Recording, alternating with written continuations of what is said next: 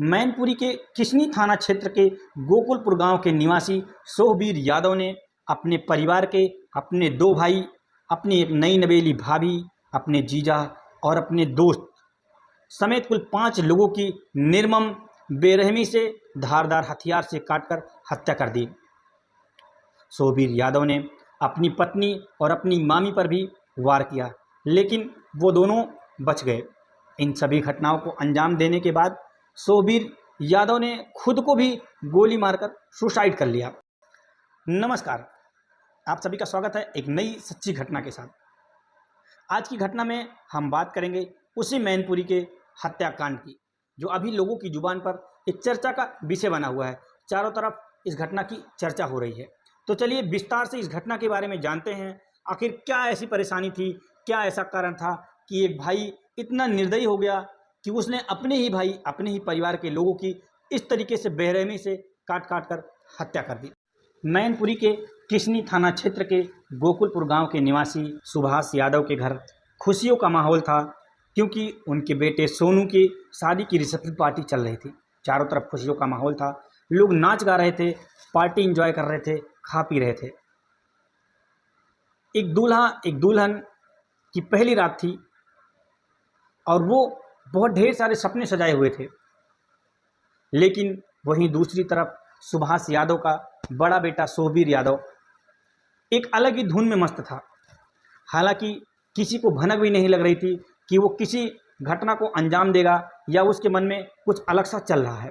वो सबके साथ पार्टी एंजॉय कर रहा था, नाच गा रहा था और उसने खूब डांस किया, जिसकी वीडियो भी वायरल हुई।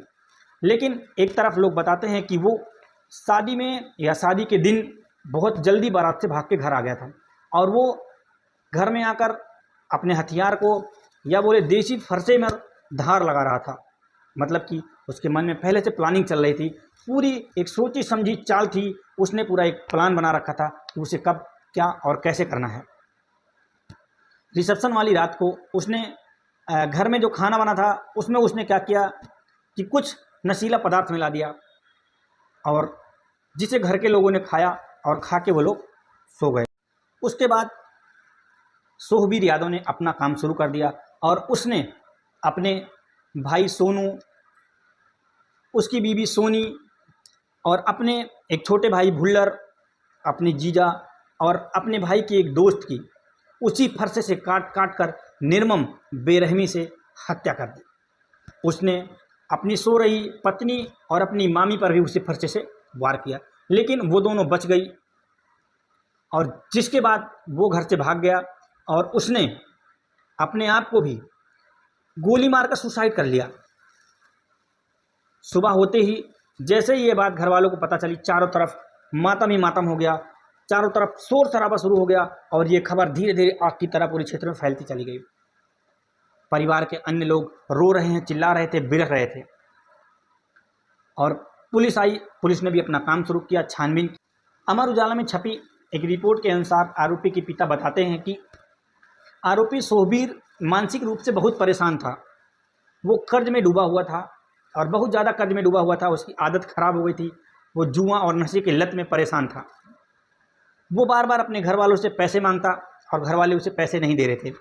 उसके 2 भाई जो अपनी मेहनत के बल पे कमा रहे थे और कमा के आगे बढ़ रहे थे, वो अपने भाइयों को देखकर जलता था।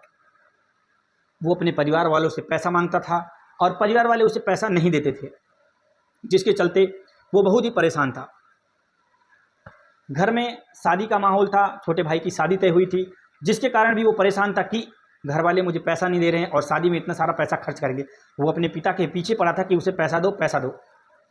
कुछ दिन पहले ही छोटे भाई सोनू और उसके पिता, उसके और एक छोटे भाई भुल्लर ने मिलकर गाँव में ही 5 बीघा ज़मीन खरीद ली थी और जिसको सुनने के बाद वो और भी परेशान हो गया था कि मुझे देने के लिए इनके पास पैसा नहीं है और ज़मीन खरीदने के लिए इनके पास पैसा है।